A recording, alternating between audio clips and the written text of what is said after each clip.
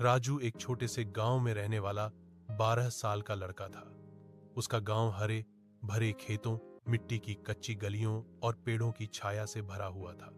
सुबह होते ही राजू चिड़ियों की चहचहाहट और सूरज की सुनहरी रोशनी के साथ उठ जाता था। वह जल्दी जल्दी दातून करता, मुंह धोता और नंगे पैर खेतों की ओर भाग जाता।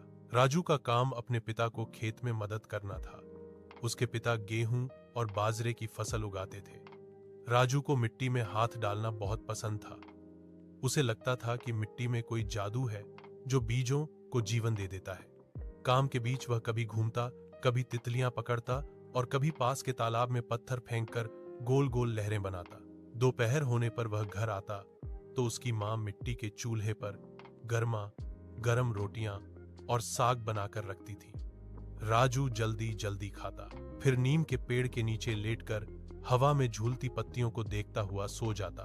शाम को वह अपने दोस्तों के साथ गली में गिल्ली डंडा खेलता, कभी मिट्टी में चित्र बनाता और कभी किसी पेड़ पर चढ़ने की प्रतियोगिता करता।